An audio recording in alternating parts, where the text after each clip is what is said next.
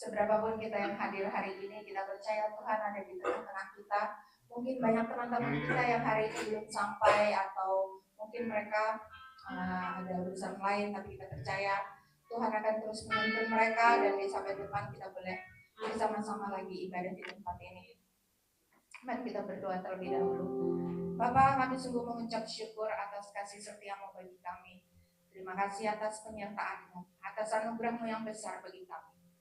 Tiada henti-hentinya kami mengucap syukur Bapa, karena sampai saat ini Engkau menyertai kehidupan kami.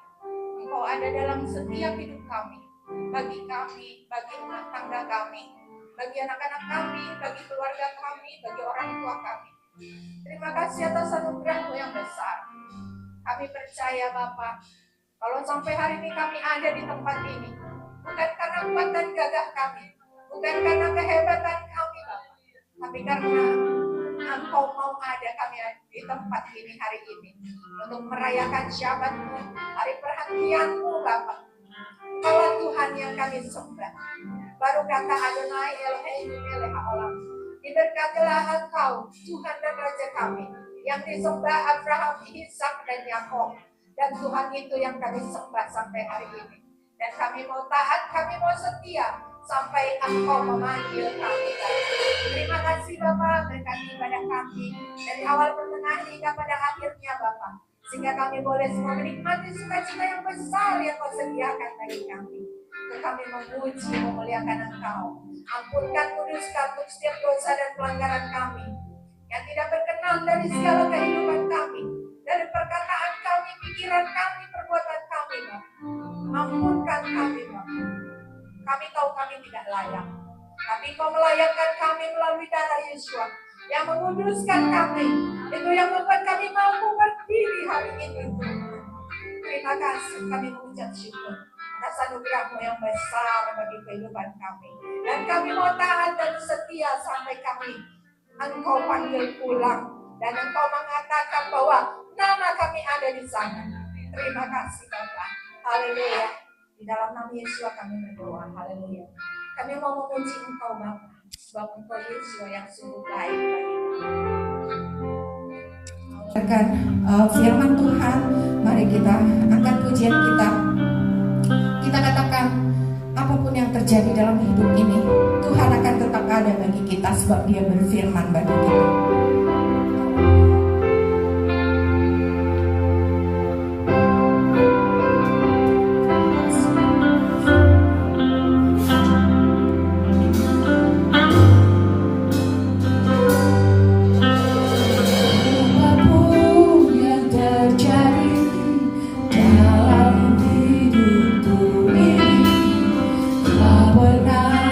Ragukan kasih-Mu.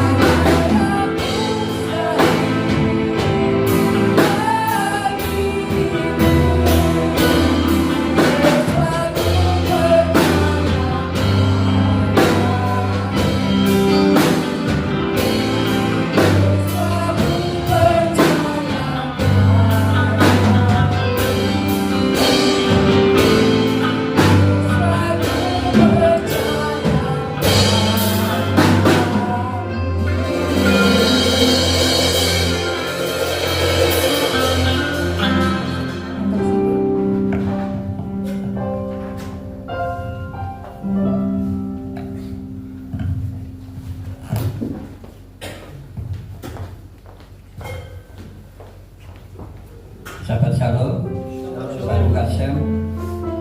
Kita terus bersyukur untuk penyertaan Elohim dari syabat ke syabat, bahwa kita boleh melakukan syabat seperti yang diperintahkan untuk kita lakukan lurus-lurus. Kita masuk ke sidul kita bersama saudara-saudara seiman kita menyanyikan Matohu. Matohu ini berbicara tentang Sekinah Elohim yang menyertai kemah-kemah Israel. Dan ketika Biliam diupah dari Balak untuk mengutuki bangsa Israel, tapi Elohim mengubah kutuk itu menjadi berkat. Alangkah indahmu kemah-kemah, alangkah indahnya kemah-kemahmu Yakub dan tempat kediamanmu Israel. Matohu, Matohu, oh halleluya, Yerodeka Israel. Matohu, Matohu, oh halleluya.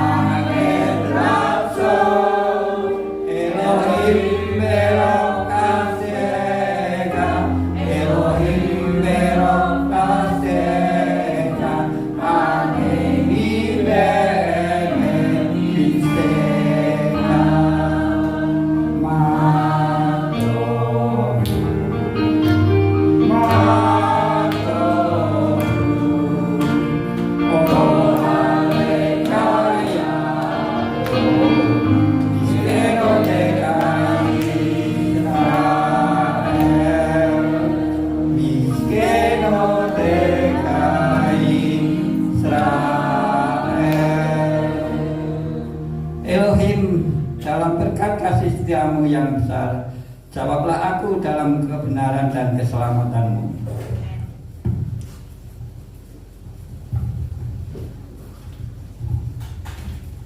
Kita lanjutkan dengan membaca Tehillim 92 atau Mazmur 92.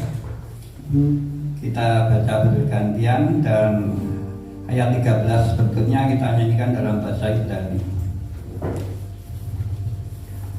Mazmur nyanyian hari Sabat adalah baik untuk menyanyikan syukur kepada Adonai dan untuk menyanyikan mazmur bagi namamu, ya yang Maha Kudus.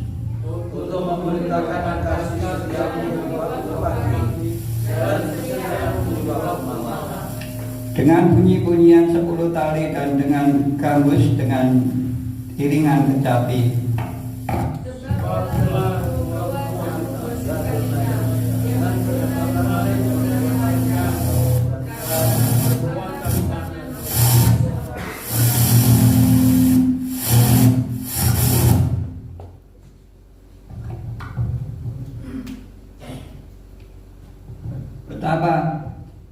Betapa besarnya pekerjaan-pekerjaanmu ya Adonai, dan sangat dalamnya rancangan-rancanganmu. Orang bodoh tidak akan mengetahui dan orang kebal tidak akan mengerti hal itu. Apabila orang-orang fasik bertunas seperti tumbuh-tumbuhan dan orang-orang yang melakukan kejahatan berkembang, ialah supaya mereka dipunahkan untuk selama-lamanya. Bagi tempat yang tinggi untuk selamanya.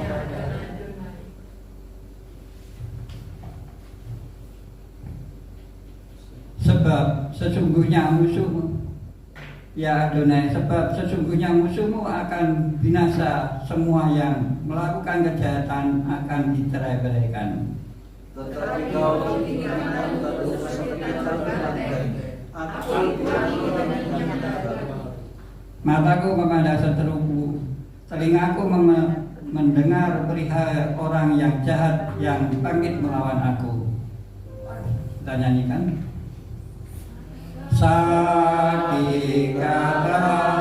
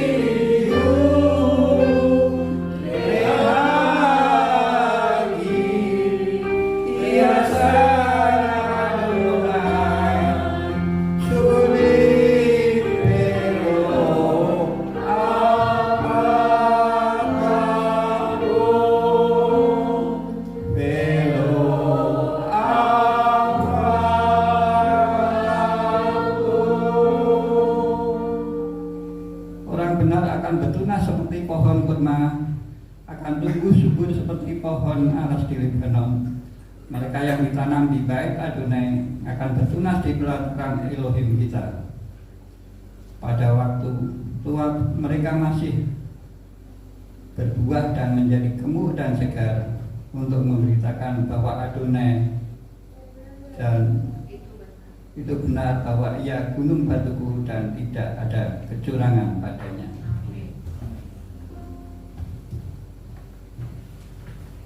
Kita masuk ke ikrar Sema.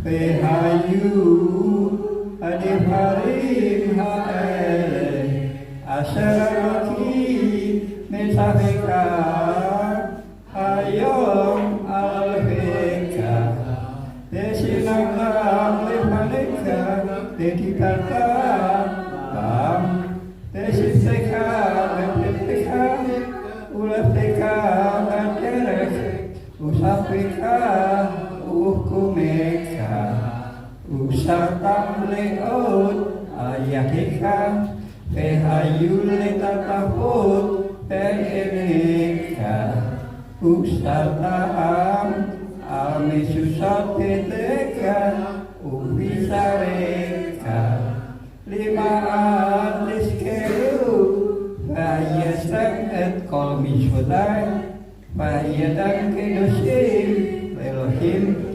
Ani Adonai Elohim Asher Hoset Yekem Meyerat Mitzrayim Lehiyat Lachem Elohim Ani Adonai Elohim Adonai Elohim Amen.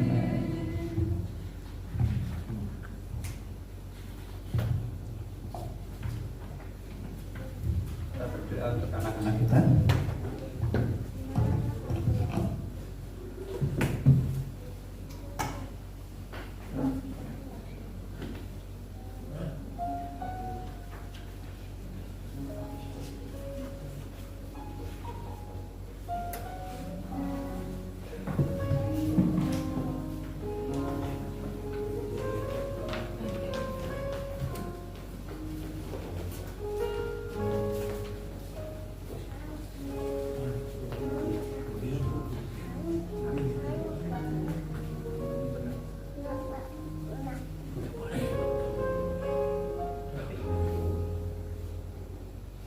Terpujilah Bapa di surga yang telah menguduskan kami dengan perintah-perintahnya. Bapa, kami bawa anak-anak kami Bapa datang ke hadirat-Mu Bapa untuk mohon bimbingan-Mu ya Bapa, untuk mohon penyertaan-Mu ya Bapa di hari-hari yang akan mereka lalui ya Bapa. Bapa, berikan mereka kekuatan dan hikmat malifat yang daripada-Mu Bapa, sehingga mereka tumbuh menjadi orang yang takut akan Engkau ya Bapak. Mereka yang terus mendalami Torah yang Engkau berikan ya Bapak, sehingga Bapak mereka akan menjadi alat-Mu yang untuk menguduskan nama-Mu ya Bapak. Bapak, mereka akan tumbuh seperti Raja Wali ya Bapak. Mereka terus naik, tidak pernah turun. Mereka berjalan tidak lelah, berlari tidaklah penat Bapak. Makasih Bapak, kami percaya Bapak anak-anak-Mu akan menjadi alat-Mu yang baik ya Bapak. Kami percaya penyertaan-Mu untuk anak-anak kami sempurna dan rencana-Mu Engkau genapi dalam anak-anak kami. Makasih Bapak, kami percaya kami bernaikkan doa kami hanya di dalam Imam besar kami Yeshua HaMashiach. Haleluya. Berkat untuk anak laki, kiranya Yesimka Elohim ke Ibrahim Bagi Manase. Kiranya Elohim menjadikan engkau seperti Ibrahim dan Manase. Engkau akan melupakan masa lalu yang tidak menyenangkan dan akan tetap berbuah sekalipun lingkunganmu tidak mendukung, karena buah-buahmu berasal dari Bapa Surgawi.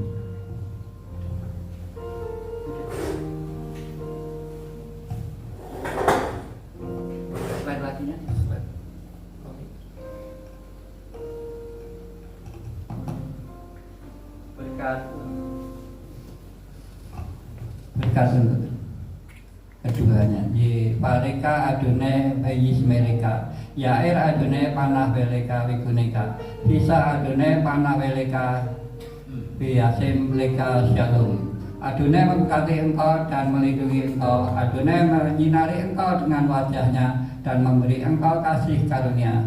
Adonai mengangkat wajahnya kepadamu dan memberi engkau damai sejahtera.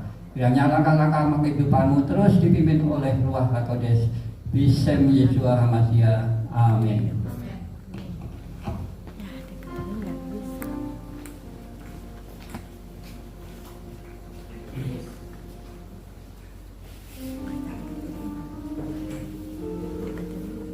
Berikutnya kita nyanyikan Tefilah Talmidin atau doa Bapak kami.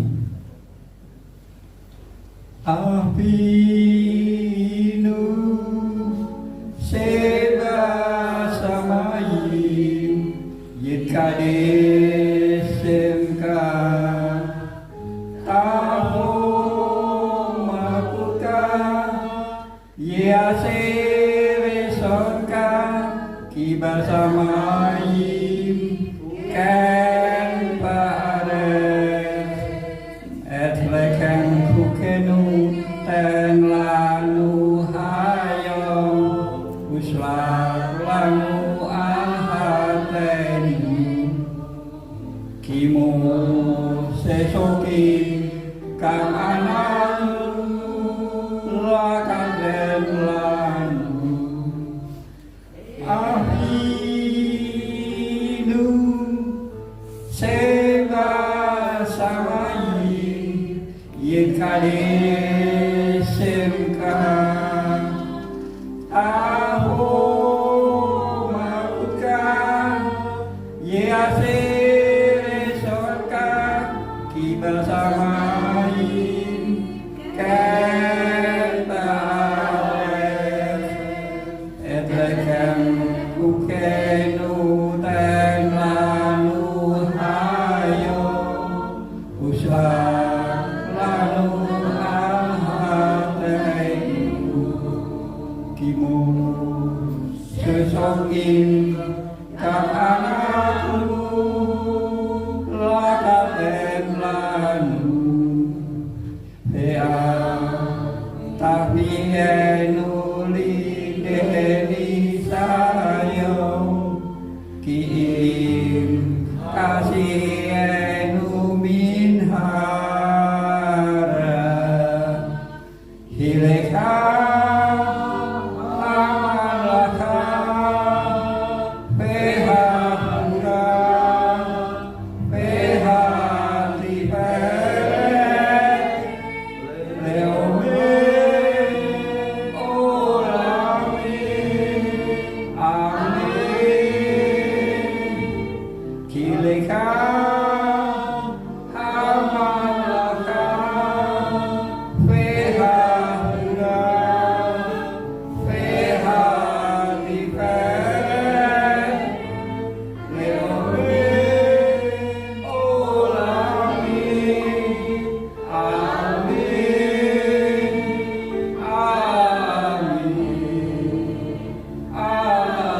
Amin.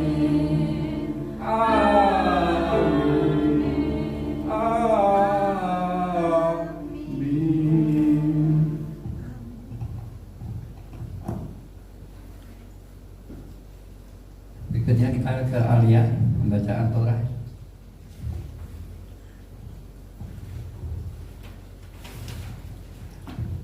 Pak Esam.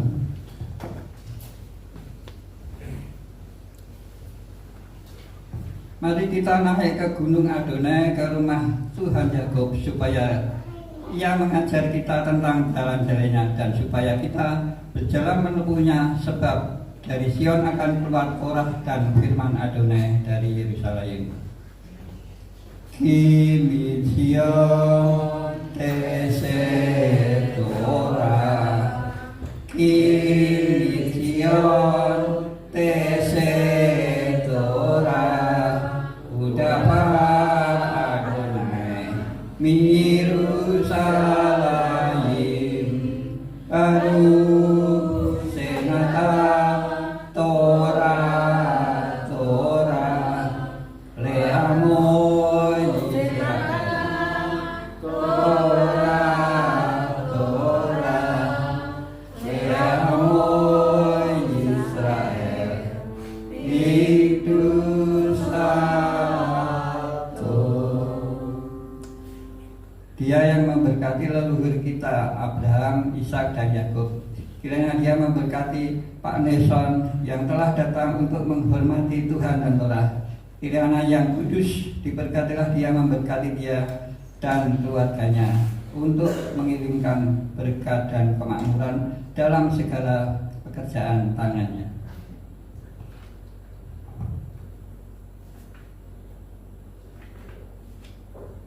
Baruch atah Adonai hameforak leolam faed. Baruch atah Adonai Eloheinu melech haolam aser bakar banu mikol ha'amim venatan lanu torahto. Baruch atah Adonai noten hatorah. Diberkatilah Engkau Adonai Tuhan kami, penguasa alam semesta, yang telah memilih kami dari antara bangsa-bangsa dan memberikan kami Torah. Diberkatilah Engkau Adonai yang memberikan Torah. Devarim 11 ayat 26 sampai 28. Re'e anochi noten lifnehem hayom beraka ukhlala. Et habraka aser tismenu el mitzvot Adonai Elohim aser anochi metzau ethem hayom. Vehaklala imlo tismenu el mitzvot Adonai Elohim vesartem min haderek aser anoki metzau ethem hayom lahehet akhare Elohim akhirim aser lo yedatem. Ki atem ofrim et hayarden lavo lareshet et haaretz aser Adonai Elohim noten lachem firstem ota fishastem bah. Usmartem laasot et kol hak hukim faet hamispatim aser anoki noten lifnehem hayom. Ulangan 11 ayat 26 sampai 28. Lihatlah, aku memperhadapkan kepadamu pada hari ini berkat dan kutuk. Berkat apabila kamu menaati perintah Adonai Elohimmu yang aku perintahkan kepadamu pada hari ini. Dan kutuk jika kamu tidak menaati perintah Adonai Elohimmu dan menyimpang dari jalan yang aku perintahkan kepadamu pada hari ini dengan mengikuti ilah lain yang tidak kamu kenal.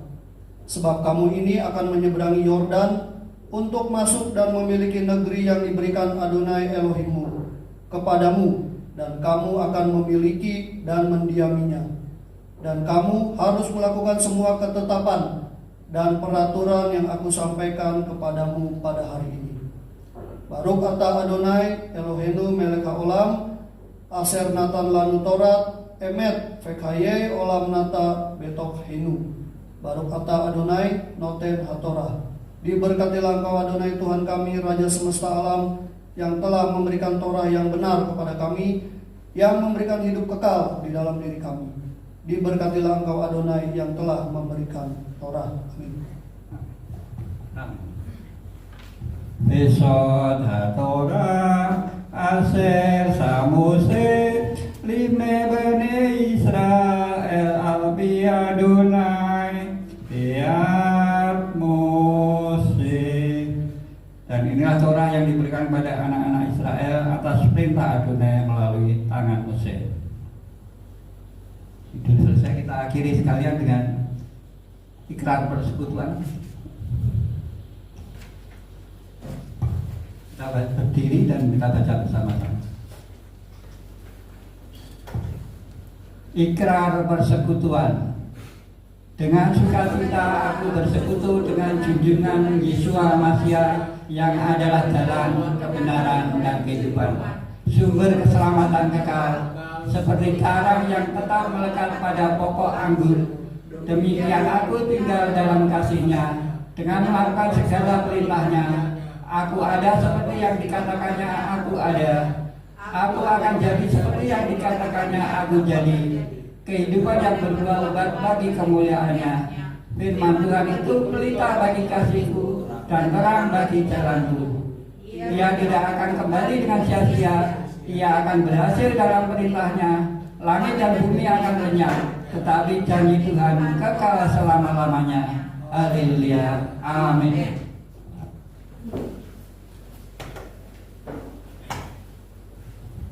Kita sudah selesai dan kita akan mendengarkan ajaran Torah.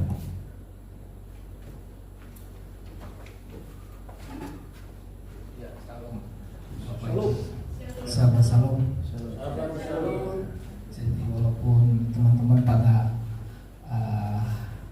belum hadir ya, tadi sih Pak Riko Gosal baru info saya mertuanya masuk rumah sakit karena stroke. Dan ini yang dia minta didoakan. Tadi saya lagi minta namanya siapa, kan kita sama-sama berdoa. Pak John ada ya, Pak John? Pak John ya, Pak John juga bisa hadir, tidak bisa hadir. Oke Bapak Ibu, sebelum kita membahas para syariah, mari kita berdoa bersama-sama. Bapak, kami mengucap syukur untuk kasih setia Tuhan yang sungguh ajaib. Kalau kami dipertemukan di ibadah-Mu di tempat ini Bapak, Kau yang mengumpulkan kami, dan kami percaya Roh Tuhan, Roh Kodes, Roh Kudus sendiri yang memimpin kami. Sementara kami akan membahas parasa yang menjadi bagian kami di minggu ini. Kami percaya biarlah tuntunan Tuhan dan juga kasih setia Tuhan memberikan kami hikmat sehingga kami boleh memahami atas firman, atas parasa, atas Torah-Mu yang boleh kami pelajari. Dan ini kami mohon Tuhan, biarlah kami memiliki hati seorang murid dan telinga seorang murid sehingga bisa mengabarkan berita dan juga kabar sukacita, kabar Injil kepada orang-orang yang membutuhkan dan yang memerlukan akan kabar ini. Terima kasih Bapa, di dalam nama Putra-Mu Yesus Masihi kami berdoa mengucap syukur. Haleluya, amin. Amin. Bapak Ibu, kebetulan ibu saya ada di sini, jadi kami ada acara besok, jadi harus bareng. Jadi tadi pagi juga kami ajak, akhirnya ibu kami ini ada di sini. Jadi selamat datang ya Mama. Saya panggil Opung Boru ya, Opung Marvel. Marvel itu nama cucu pertama. Jadi ibu saya ini sudah Pak Parno juga udah cucu udah 3 ya Pak. 4. Kalau ibu saya ini cucu udah 15. 15 harusnya mungkin 16, tapi ada yang berpulang duluan. Jadi puji Tuhan ya, kita bisa bersama-sama di tempat ini. Ya tadi Pak Riko Gasal juga kemarin yang baru hadir juga nggak bisa hadir, dan titip salam. Tiba-tiba pas mau datang mertuanya masuk ke rumah sakit. Jadi itu yang menjadi beban kita ya, kita sama-sama nanti bawa dalam doa. Jadi kalau pagi hari ini kita masuk ke dalam parasa re'eh, artinya melihat secara rohani. Itu masuk di bulan Av ya, kalau penanggalan dari bulan penanggalan Ibrani ya, Israel, karena mereka sudah memasuki tahun 5785, artinya kalau tahun Masehi baru 2025, jadi memang ketinggalan 3000 tahun. Jadi kalau bulan Av ini bulan ke-11, mungkin Pak Parno juga lebih paham karena 2 hari lagi kita masuk ke dalam bulan ke-12, yaitu bulan Elul. Artinya Elul itu bulan pertobatan Bapak Ibu. Jadi di bulan ke-12 kita masuk ke bulan terakhir di bulan daripada Ibrani, jadi dinamakan bulan Elul. Bulan Elul itu artinya kita akan masuk ke dalam tahun baru ya. Jadi kalau tahun baru Masehi di Desember, kalau kita sekitar di bulan Agustus September kalau untuk penanggalan Ibrani. Jadi bulan Elul itu nanti dari Pak Gembala tadi saya sudah pagi sudah tadi malam untuk mikveh ya. Jadi kita akan ada baptis. Jadi mungkin kalau dulu namanya CD ya. Jadi bagi anak-anak kita yang belum CD ataupun baptis itu akan ada di bulan Elul, di bulan depan September. Nanti tempatnya di DKI Pusat ya, di Bintaro. Jadi nanti Pak Jufrison juga akan umumkan di pengumuman. Jadi kita tetap adakan pembaptisan bagi anak-anak ataupun teman-teman yang belum menerima baptisan dewasa. Kemudian itu saja kalau di bulan Elul, karena kita akan masuki bisa kalau di bulan ke-12, bulan pertama tuh tahun baru ya Bapak Ibu ya. Rosasana, kita akan nanti ada ibadah raya di Rosasana. Kemungkinan kita akan gabung kembali di Bintaro ya, di Sores, karena jumlah kita yang belum banyak. Dan juga sebenarnya kemarin Pak B juga bilang kalau memang kita 10 ya kita bisa melakukan ibadah raya Sasana ya, ibadah raya tahun baru. Itu saja untuk pengantar. Jadi pada saat ini ada re'eh. Re'eh artinya lihatlah. Itu dari Ulangan 11 ayat 26 sampai 16 sampai 17. Itu cukup panjang dan sebenarnya Ulangan ini itu tulisannya bilangan ya, saya Ulangan 11, jadi diulang-ulang ya. Jadi sebenarnya kalau kita lihat bahwa di pasal 1 dari Ulangan 1 ini juga sudah disebutkan bahwa Mose menasihati atau disebut Musa ya, menasihati generasi baru Israel, karena pada saat mereka akan memasuki tanah Kanaan itu generasi yang sekarang itu sudah habis. Jadi sudah habis ya Bapak Ibu. Kalau kita lihat pengintai yang 12, tidak ada 2 orang, itu Kaleb dan Yosua. Hosea bin Nun yang mengatakan bahwa tanah Kanaan adalah tanah yang baik, walaupun 10 daripada pengintai yang lain mengatakan negatif ya Bapak Ibu. Jadi 2 orang mengatakan positif, 10 orang mengatakan negatif. Dan hal itu yang membuat bangsa Israel artinya harus mengembara selama 40 tahun. Jadi waktu disuruh 12 pengintai dari setiap suku yang ada, diwakilkan 1 orang, 2 orang yang mengatakan positif, inilah tanah perjanjian, dan 10 orang mengatakan negatif. Dan itu yang membuat kenapa bangsa Israel harus mengalami 40 tahun. Selama 40 tahun itu mereka harus mengembara dan juga baru akan memasuki tanah Kanaan. Dan itu yang kita lihat di pasal 1. Kalau Bapak Ibu baca di bilangan 1, hanya 2 orang yang memasuki daripada tanah perjanjian, walaupun Musa sendiri ingin sekali memasuki tanah perjanjian, tapi karena dia melanggar keputusannya ya. Jadi kalau saya berpikir ya, kelihatannya sepele, dia harusnya berkata-kata, tapi dia memukul batu itu sehingga air itu juga tetap keluar. Dan itu yang membuat dia tidak bisa memasuki tanah Kanaan. Dan memang itu yang menjadikan 40 tahun bangsa Israel harus mengembara. Dan akhirnya setelah hampir semua orang yang keluar dari tanah Mesir itu meninggal, akhirnya generasi baru itu akan masuk ke tanah Kanaan. Dan inilah parasa re'eh. Saya kasih judul visi Tuhan, melihat seperti Tuhan melihat, bertindak seperti Tuhan bertindak ya. Artinya Musa memperingatkan, menasihati generasi baru Israel itu untuk melihat tanah perjanjian ini seperti Tuhan melihat, seperti Adonai ya, seperti Bapa melihat. Artinya tidak hanya melihat secara jasmani, tapi juga melihat secara rohani. Jadi walaupun mereka melihat secara jasmani sangat berat untuk mengalahkan bangsa Kanaan, tapi Mose menasihati generasi baru ini untuk tetap memiliki mata rohani, karena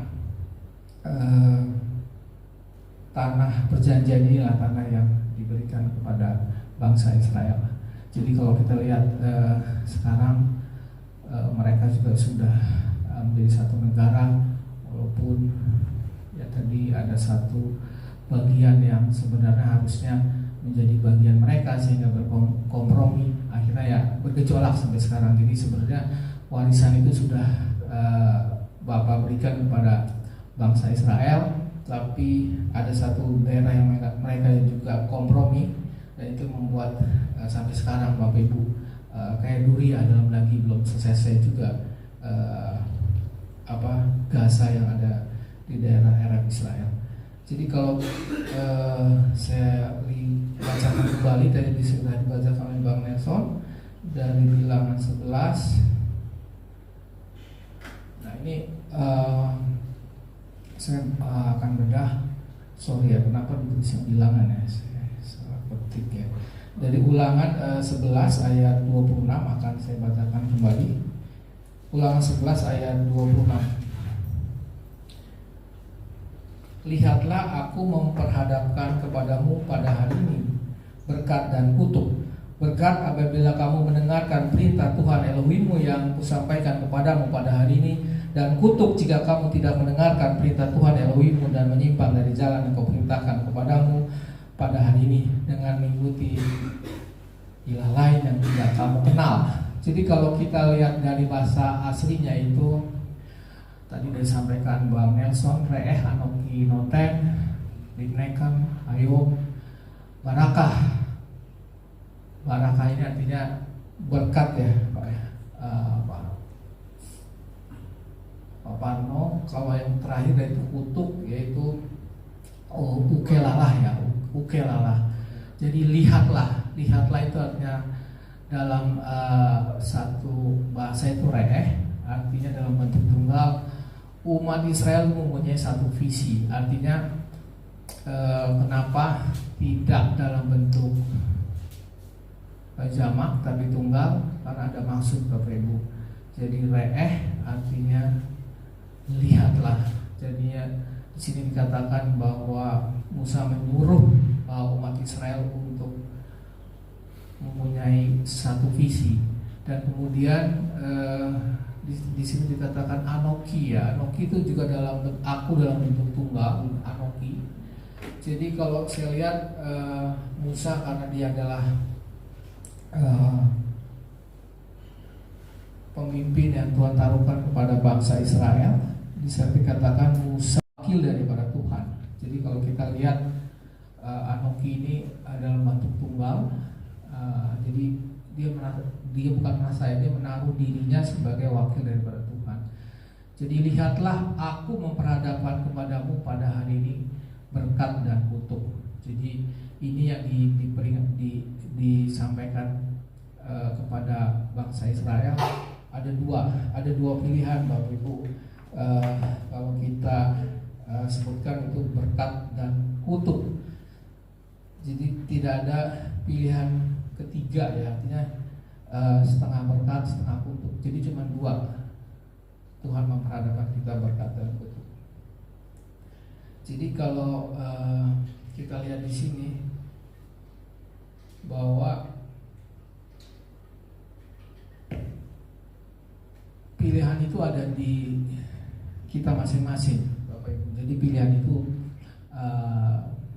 tidak ada di Tuhan sendiri. Jadi saya akan sampaikan sedikit, itu disebut namanya kehendak bebas atau disebut dengan free will ya. Jadi manusia itu mempunyai namanya kehendak bebas, artinya kemampuan manusia untuk membuat pilihan. Ini saya definisinya ngambil dari Google, AI ya, sekarang udah zaman AI. Kemampuan manusia untuk membuat pilihan dan mengambil tindakan tanpa paksaan dari luar.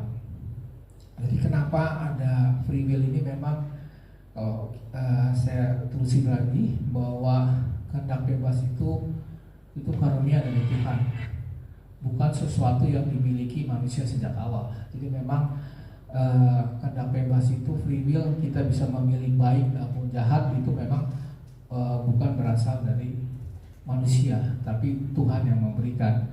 Dan itu luar biasanya Tuhan. Dia tidak artinya tidak memasakkan kehendak kepada kita yang disuruh untuk memilih. Kedua, ini poinnya, itu kemampuan memilih. Manusia memilih kemampuan untuk memilih antara melakukan yang baik dan jahat. Dan itu yang saya sebutkan. Jadi kehendak bebas manusia itu dia memiliki kemampuan untuk taat ataupun tidak taat Bapak Ibu. Dan itu yang boleh saya sharingkan. Kalau kita lihat Abraham ya, Bapak segala bangsa, disebutkan Bapa segala bangsa, Bapa Ibu iman ya, Bapa iman segala bangsa. Ya saya kebayang ya, Abraham waktu itu sama Sarah, dan dia akhirnya mengambil Hagar istrinya menjadi istrinya dikarenakan janji Bapa kepada Abraham, janji Tuhan kepada Abraham, janji Adonai ke Abraham tidak muncul. Akhirnya Sarah memberikan Hagar ya. Hagar itu adalah istilah sekarang ya, asisten ART-nya kepada Abraham, dan Abraham menurut ya. Tapi janji Tuhan itu tetap ada di hati Abraham ya. Artinya kalau kita lihat waktu itu kalau kita lihat di sebentar ya, saya keingetan.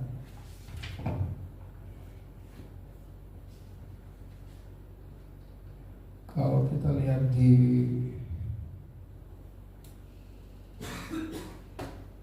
Roma 4 ya, kita sudah bacakan Roma 4 ayat 19 sampai 20. Saya teringat kisah Abraham bahwa dia mengatakan di Roma 4, Paulus mengatakan di Roma 4 19 sampai 20, imannya tidak menjadi lemah walaupun dia mengetahui bahwa tubuhnya sudah sangat lemah karena usianya telah kira-kira 100 tahun dan bahwa rahim Sarah telah tertutup. Tetapi terhadap janji Elohim ia tidak bimbang karena ketidakpercayaannya, malah ia diperkuat dalam imannya dan ia memuliakan Tuhan. Jadi kalau kita lihat di sini, Sarah sudah berusia 90 tahun Bapak Ibu. Jadi waktu itu Abraham sudah 100 tahun. Kalau dari segi medis, umur 50 tahun itu sel telur perempuan itu udah pasti tidak produktif, pasti lemah sama sekali. Malah dikatakan 50 sudah masuk masa menopause ya. Dan itu yang luar biasa, apalagi kalau kita lihat sekarang ya, mungkin beberapa public figure yang sel telurnya juga dia simpan di masa muda. Kalau dia menikah di usia yang di atas 40, dia bisa simpan, akhirnya dia bisa bayi tabung ya. Sekarang sudah tren, sekarang sampai sebegitu trennya untuk menyimpan sel telur sehingga sel telur itu tetap muda, dan akhirnya pada saat dia harus hamil di usia tua, harus melahirkan di usia tua, dia sudah menyimpan sel telurnya. Jadi kalau saya lihat lagi ini luar biasa. Jadi pada saat Sarah 90 tahun dan akhirnya dia hamil, itu yang luar biasa, dan itu yang iman yang diperlihatkan oleh Abraham, dan itu dikatakan di sini dia adalah taat. Artinya dia memiliki kehendak bebas untuk menaati pada Tuhan, menaati terhadap janji Tuhan. Dan kalau saya berpikir flashback, ya itu luar biasa ya. Kalau kita dijadikan posisi Abraham ya, sudah terlalu lama ya, usia 90 tahun harus mengandung. Dan ini yang Tuhan ingatkan kepada kita semua bahwa kita memiliki kehendak bebas untuk kita taat atau tidak taat. Artinya pada saat Abraham taat dan dia tetap setia, Tuhan membuka rahim daripada Sarah, dan itulah yang dikatakan kehendak bebas, itu kemampuan untuk memilih. Ini ketiga, kehendak bebas itu juga merupakan tanggung jawab daripada kita sendiri. Walaupun itu ada konsekuensi, ya tetap kita menjadikan itu ada tanggung jawab kita sendiri. Keempat, ternyata kalau kita dilihat di Ulangan 11 ayat 32, batasan daripada kehendak bebas itu tidak mutlak Bapak Ibu. Ternyata ada kehendak ataupun hukum Tuhan yang membatasinya. Artinya kalau saat kita sudah memilih tetapi ada hal yang memang itu bukan kehendak Tuhan, Tuhan batasi. Jadi sebenarnya orang mengatakan kehendak bebas itu kehendak yang ya kita bisa melakukan apa saja ya, tapi Tuhan ternyata ternyata tidak memberikan itu sebebas-bebasnya. Saya baca di Ulangan 11 ayat 32. Maka haruslah kamu melakukan dengan setia segala ketetapan dan peraturan yang kupaparkan kepadamu pada hari ini. Artinya saat kita setia dengan perintah dan larangan daripada Tuhan, Tuhan juga akan memberikan berkat. Jadi tetap kehendak bebas ini tidak bisa mutlak, tapi harus dibatasi oleh hukum Tuhan. Kemudian yang kelima, ya tadi manusia memilih untuk memilih yang baik sesuai dengan penuh juga. Ini yang terus kita boleh kita lakukan dalam kehidupan kita sehari-hari, bahwa tetap kita memiliki kehendak bebas kita untuk hal-hal yang baik bagi Tuhan. Dan kalau kita lihat lagi ini di para saraya ini cukup banyak Bapak Ibu, ada mengenai ibadah, ada juga mengenai makanan, ada juga mengenai persembahan ya, persembahan yang dibahas, dan juga ada tahun penghapusan hutang. Jadi saya akan bahas sedikit mengenai ayat ini, contoh di Alkitab ya. Saya sarikan, jadi kenapa kita lihat dari kisah Adam dan Hawa, dia memiliki kebebasan untuk memilih untuk memakan daripada buah larangan itu, buah pengetahuan yang baik. Dan itu kita lihat di situ ya, contoh-contoh yang saya sampaikan. Kemudian kisah Yunus atau Yonah, dia juga bisa bebas apakah dia akan pergi ke Niniwe ataupun dia tidak pergi ke Niniwe.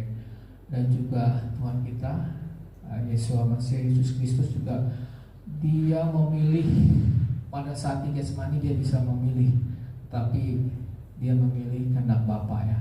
Dan ini adalah namanya free will ya Bapak Ibu. Jadi artinya kadang-kala kita tidak bisa mengklaim orang lain, karena Tuhan sendiri yang mempunyai dan memberikan kepada manusia kehendaknya bebas ya. Jadi tidak dibatasi oleh pemikiran daripada kita ya. Itu mengenai kehendak bebas. Ya, yang kedua ini mengenai tempat ibadah. Kalau kita lihat dari Keluaran 20 ayat 25, di sini disebutin, saya resume saja, bahwa waktu bangsa Israel akan memasuki Kanaan, dia melihat bahwa mesbah itu berarti tempat kita untuk melakukan doa, tempat ibadah itu dibuat tinggi dan dari batu pahatan. Tapi Tuhan saat memerintahkan mesbah Israel itu dibuat tanpa pahatan dan rendah. Itu di Keluaran 20 ayat 25 sampai 26. Artinya kalau kita lihat di sini, saat kita menyembah, saat kita berdoa, itu kita penyembahannya juga tidak dibuat-buat ya. Artinya itu keluar dari hati kita yang murni. Artinya dikatakan bahwa kita memiliki kerendahan hati. Jadi mesbahnya bangsa Kanaan waktu itu dihancurkan, dan Tuhan memerintahkan mesbah Israel itu sederhana Bapak Ibu. Artinya ini yang Tuhan berikan kepada kita juga untuk kita beribadah itu beribadah dengan kerendahan hati dan juga hati yang murni. Artinya saat kita beribadah, kita juga tetap memiliki hati yang rendah hati ya. Saya bacakan di Keluaran 20 ayat 25 sampai 26.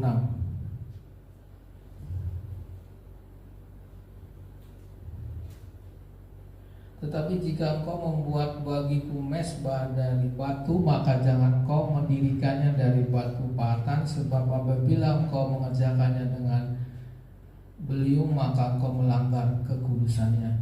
Juga jangan engkau naik tangga ke atas ke mesbahku supaya auratmu jangan kelihatan di atasnya. Artinya ini melambangkan kerendahan hati, artinya untuk ibadah Tuhan memberikan aturan, dan juga secara rohani ya kita tidak menjulang tinggi, artinya tidak ada keinginan hal-hal yang membuat kita tidak rendah hati.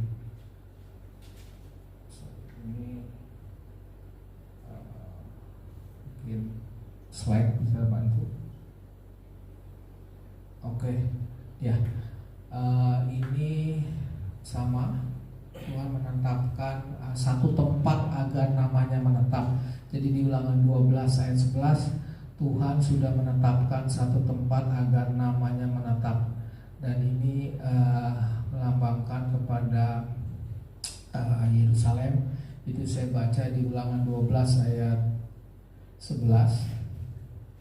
Jadi Tuhan memberikan kepada kita satu tempat ibadah, maka ke tempat yang dipilih Tuhan Elohimmu untuk membuat namanya diam di sana, haruslah kamu bawa semua yang kuperintahkan kepadamu, yaitu korban bakaran dan korban sembelihan, persembahan perpuluhanmu dan persembahan khususmu, dan segala korban nazarmu yang terpilih yang kamu nazarkan kepada Tuhan. Jadi di sini Tuhan menetapkan satu tempat. Kalau di Israel itu era Israel di Yerusalem, tapi Tuhan juga menaruh kita untuk kita juga boleh menyembah dalam keluarga kita masing-masing ya, dalam ibadah kita.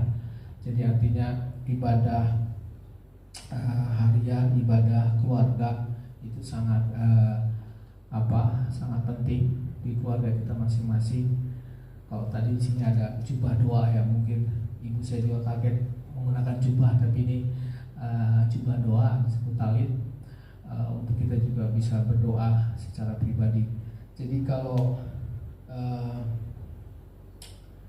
untuk ibadah keluarga ini luar biasa ya. Terus terang saya juga waktu kecil juga hampir setiap hari ya kita istilahnya membuka Alkitab ya, artinya membuka Alkitab, kita sama-sama membaca Alkitab, kita sama-sama menyanyikan, dan juga kebetulan bapak saya waktu itu ya memberikan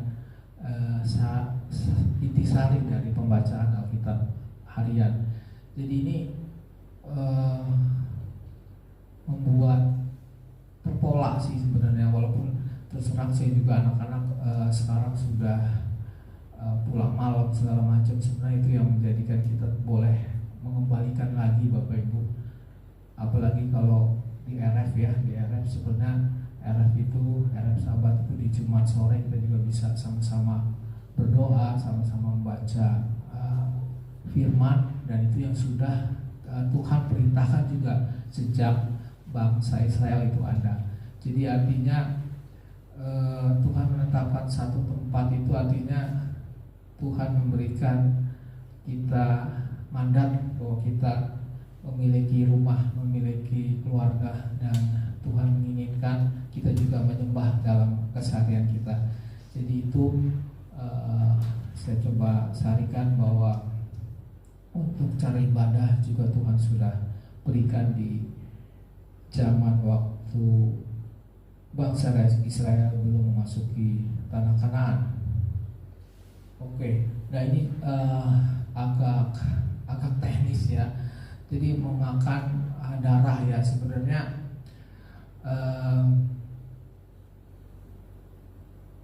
makanan itu ya tidak membawa kita ke dalam keselamatan ya Bapak Ibu. Jadi bukan membawa kita kepada kita selamat kan nanti dalam samain dalam rumah Bapa di surga, tapi sebenarnya makanan ini itu membuat kita sehat sih ya. Jadi sehat. Jadi kalau ini dicantum di sini juga di Ulangan dibahas, kalau saya bilang larangan memakan darah ya. Ini saya tulis merah bahwa darah itu adalah nyawa. Nyawa adalah milik Elohim, memakan darah malah dianggap melanggar hak Elohim atas kehidupan. Jadi itu diajar sudah ada di Kejadian 9 ayat 4, hanya daging yang masih ada nyawanya yakni darahnya kamu makan. Itu ada di Kejadian 9 ayat 4. Kemudian di Kejadian 17 ayat 14, karena darah itulah nyawa segala makhluk, sebab itu aku telah berfirman kepada orang saya bahwa jangan kamu makan.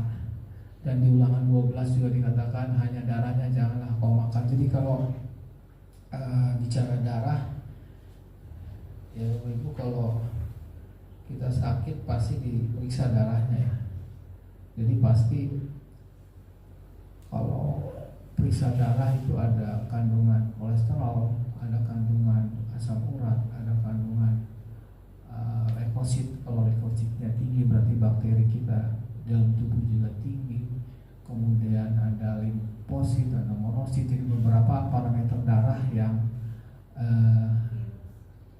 ya kalau ada kita kena sakit virus kita juga ada nilai darah kita ya. Jadi kalau kita balik lagi flashback, ternyata darah itu mengandung bahan-bahan sebenarnya yang tidak kita perlukan, dan artinya menjaga kita agar kita tuh tetap sehat. Jadi tadi saya sebutkan ya, makanan bukan berkaitan dengan keselamatan tapi kesehatan kita, dan Tuhan sudah mengajarkan dari awal ya.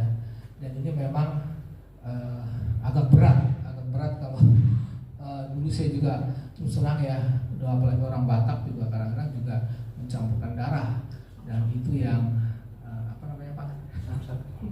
Pak apa ya? Tapi itu yang sudah, tapi kalau kita berpikir terhadap kesehatan ya, kita mengatakan bahwa darah itu tidak boleh ya untuk kita konsumsi untuk kesehatan kita. Itu juga ada di Perjanjian Baru. Saya lupa ayatnya, kalau mungkin ada yang bisa memberikan, itu ada di Perjanjian Baru mengenai ini juga sudah dibahas oleh Rasul Paulus ya. Saya nggak kurang hafal ayatnya, tapi ada di Perjanjian Baru mengenai darah, dan ini kita lihat darah adalah nyawa.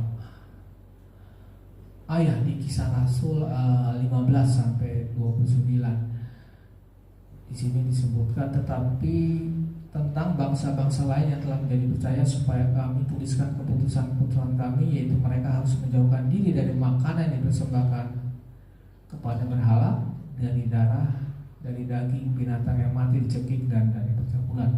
Jadi di Perjanjian Baru juga larangan ini sudah ada, dan ini membuat kita sehat sih Bapak Ibu. Saya kalau lihat di negara Israel juga usia hidupnya hampir ya 90 masih sehat-sehat. Ya, saya berpikir ini karena apa ya? Apakah karena mereka umat pilihan Tuhan, atau mereka adalah umat kesayangan Tuhan, tapi ternyata dari makanan ya. Ada makanan, dan ini Tuhan ingatkan ke kita juga bahwa kita diajar untuk hidup sehat ya Bapak Ibu. Itu ada di Parasare. Lanjutan, nah ini agak ini juga ya, agak yang halal atau clean, dan binatang yang haram unclean. Jadi saya sebutin bukannya halal atau haram, tapi binatang yang bersih dan tidak bersih. Jadi kalau kita lihat dua kelompok binatang ini, ada yang bersih dan tidak bersih, dan sebenarnya tadi ya, ini kaitannya dengan kesehatan Bapak Ibu. Jadi bukan berkaitan dengan keselamatan kita.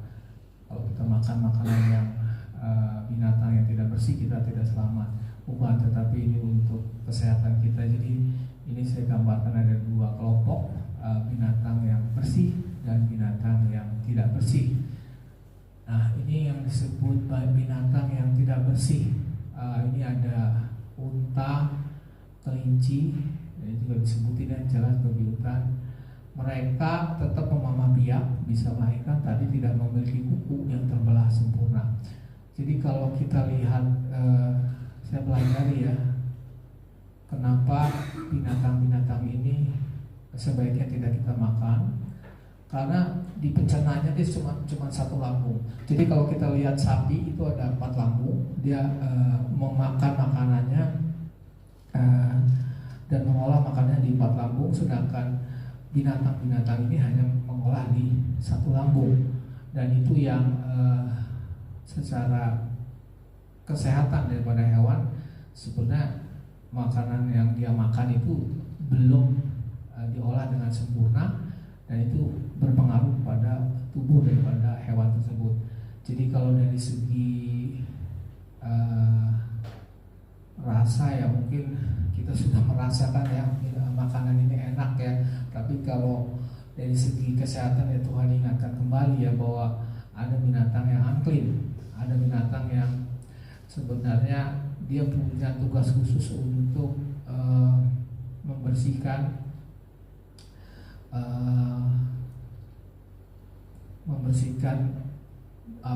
hal-hal yang tidak bersih ya, yang dia harus makan. Jadi ini juga disebut mengenai ikan. Kalau ikan itu kuncinya cuma 2, ikan itu tidak bersirip dan tidak bersisik. Itu sebenarnya binatang yang unclean ya, binatang yang nggak bersih. Jadi kenapa tidak bersih? Lihat ini situ ada udang, kepiting, cumi-cumi, ikan lele, itu semua makanan enak lah ya, makanan yang luar biasa, dan orang sebutnya seafood ya, makanan seafood. Dan sebenarnya mereka ini, binatang ini istilahnya kalau dulu pernah ada yang datang ke sini, dia orang Kementerian Kelautan, dia adalah sea life ya, artinya dia yang menjaga keberadaan laut, keberadaan sungai, keberadaan ekosistem di laut oleh binatang ini. Jadi namanya sea life ya. Jadi sea life itu artinya sea laut, life itu kehidupan. Jadi mereka yang menjaga kehidupan ekosistem daripada laut tersebut. Nah itu yang merupakan tugas daripada binatang-binatang ini. Tapi karena kita melihat dan juga beberapa, ini sebenarnya berasal dari Mongol, Bapak Ibu. Mongolia itu China ke atas ya, dia merasa binatang ini enak untuk dikonsumsi ya, enak untuk dimakan, dan ini yang membuat terus berkembang sampai Eropa dan sampai ke seluruh dunia. Tapi kalau kita lihat daripada tugas daripada binatang ini adalah sea life ya, artinya dia menjaga ekosistem daripada laut, itu merupakan tugas mereka. Nah, ini yang istilahnya clean, yang bersih, itu dikatakan ya ada sapi, domba, kambing ya, termasuk kategori yang bersih. Dan hewan air itu ya memiliki sirip ya, kalau kita ikan ya ikan yang seperti ikan mas, ikan nila, ikan gurame, pokoknya ada sisik lah. Artinya kalau dia ada sisik biasanya dia akan menerobos melawan arus, Bapak Ibu, biasanya melawan arus. Jadi pada saat dia hidup di air, dia melawan arus sehingga badan dia bersih. Tapi kalau dia tidak bersisik, dia mengikuti arus. Jadi tetap secara fisik tubuh ikan itu menempel barang-barang yang kotor, dan itu secara dunia kehewanan itu sudah match ya. Jadi memang kenapa Tuhan juga menulis di kitabnya untuk kondisi dari makanan yang sehat lah yang harus kita makan. Nah ini saya tadi pagi lihat ini saya lihat dari Google ya. Jadi ternyata ada jenis-jenis logam berat yang ditemukan di udang. Ini ada timbal, itu Pb, ada kadmium, ada kromium, dan juga ada merkuri, Bapak Ibu. Ini logam-logam berat semua ya. Jadi kalau kemarin sih ada cerita, saya lupa nama logamnya, juga ada di medsos kemarin. Nah ini ternyata dampak logam berat itu terhadap sea life ya, sebutan sea life itu udang. Ternyata kalau kita kebanyakan terpapar logam berat itu ada gangguan sistem saraf ya. Jadi kalau kita kebanyakan makanan yang seperti ini ya pasti suka tremor lah, gemeteran, suka merasa gemetar ya, tremor. Dua, juga ada kerusakan organ vital, juga reproduksi Bapak Ibu. Jadi masalah kesuburan, kalau misalnya kondisi ini juga disebutkan membuat tidak subur, dan juga ada resiko kanker dan juga kekebalan tubuh. Sebenarnya ini banyak sekali kalau kita lihat, dan satu ini memang masalah kesehatan, artinya kita sudah diberi tubuh yang sehat, diciptakan sama seperti Adam dan Hawa pada saat kita diciptakan, sama kita adalah tubuh yang sehat dan kita juga harus memakan yang sehat. Jadi ini di para syariah disampaikan untuk mengenai makanan. Kemudian lanjut ke persembahan persepuluhan ya.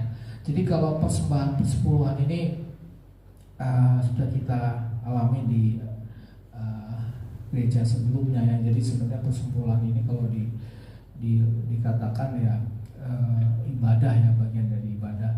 Memang dibagi tiga, yaitu persepuluhan pertama itu biasanya digunakan untuk pelayanan di bait suci yang dilakukan orang Lewi. Jadi itu yang sudah dilakukan juga di teman-teman di Kristen bangsa. Dan ternyata ada persepuluhan kedua. Jadi persepuluhan ini diambil dari Ulangan 14, 22 ayat 27 mengatakan bahwa persepuluhan ini untuk hari raya Bapak Ibu. Jadi kalau kita ibadah di Sores ya, di Bintaro itu kan pada saat hari raya itu ditaruh satu tempat ya Bapak Ibu, itu untuk persepuluhan kedua, artinya persepuluhan untuk beri kepada Tuhan untuk 3 perayaan yang ada, itu perayaan Pesach, Pesach itu Paskah, Sapuat dan Sukot ya. Sukot itu kelahiran daripada Yesus Kristus. Jadi kenapa ada persepuluhan kedua ini? Ternyata untuk membiayai perayaan daripada ibadah raya, ibadah hari raya. Jadi kenapa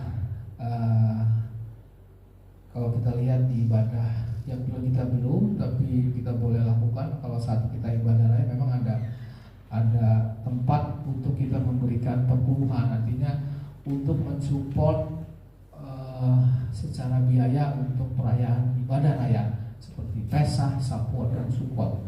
Jadi itu memang tegas disampaikan di Ulangan 14. Dan juga ada namanya persepuluhan orang miskin Bapak Ibu. Ternyata ini yang Tuhan berikan di Ulangan 14 28 sampai 29 setiap akhir dari 3 tahun. Artinya setelah 3 tahun Tuhan mengajarkan bangsa itu untuk menyisihkan persepuluhan untuk orang Lewi, orang asing, anak yatim dan janda ya. Kalau kita lihat orang Lewi itu melambangkan orang-orang yang tidak bekerja, artinya secara sekuler, dia hanya melayani Tuhan. Jadi dia bekerja di ladang Tuhan, bekerja di bait suci. Makanya mereka tidak punya pekerjaan yang khusus, pekerjaan yang mendapatkan income setiap bulannya. Nah ini Tuhan ajarkan juga di Ulangan ya. Ternyata kita juga harus melihat contoh, kita sisihkan persepuluhan kita, dan itu dikasih kepada orang asing, anak yatim ataupun juga janda ya, artinya agar mereka juga mendapat berkat Tuhan. Jadi ini para syariah ini detil ya Bapak Ibu. Kalau kita melihat kenapa banyak aturan-aturan yang disampaikan oleh Tuhan sendiri melalui bangsa Israel, nah itu yang membuat sebenarnya kita melakukan ibadah ya, artinya melakukan ibadah yang memberikan ekosistem atau kehidupan kita juga tidak terputus ya. Artinya tetap ada support dari orang-orang non Lewi ya. Artinya orang-orang yang bekerja untuk pekerjaan Tuhan. Itu ada 3 persepuluhan. Kita coba, mungkin kita masih di tahap pertama dan kedua, ketiga itu kita belum melakukan, tapi kita memiliki hati Bapak Ibu untuk bisa melakukan ya. Kemudian itu mengenai persepuluhan. Terakhir itu ada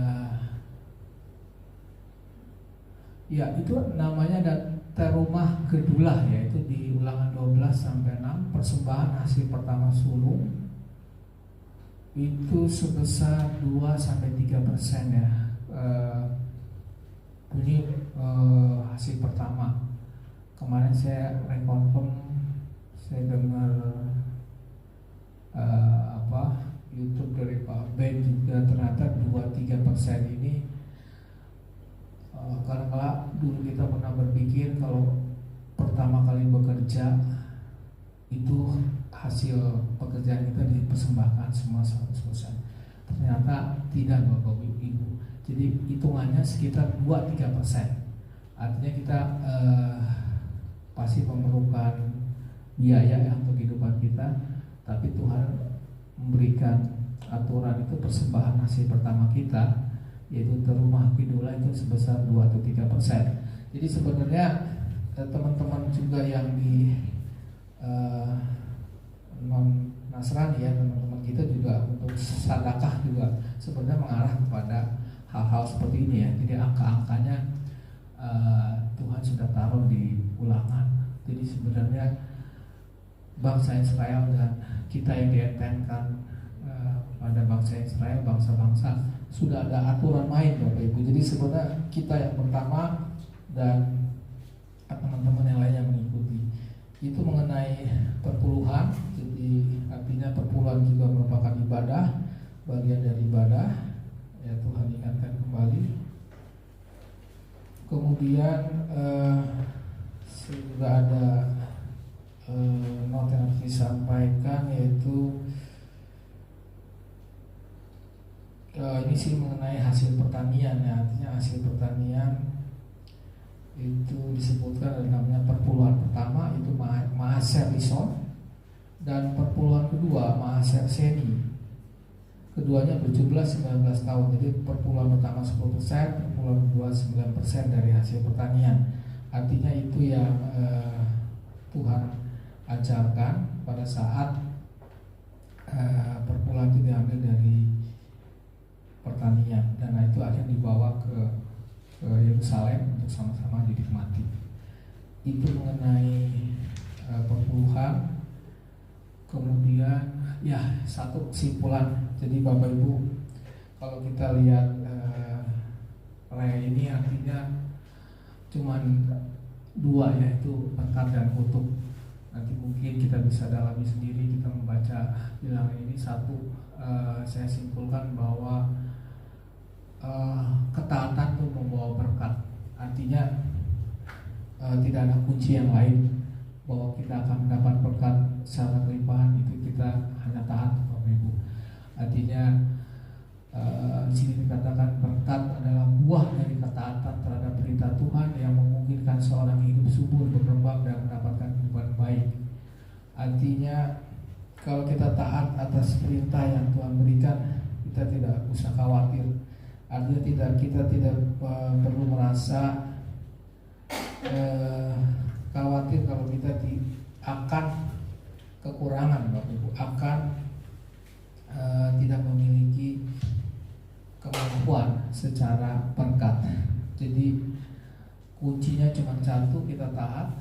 Dan juga saat kita taat ya, berkat itu tidak hanya secara jasmani ya Bapak Ibu.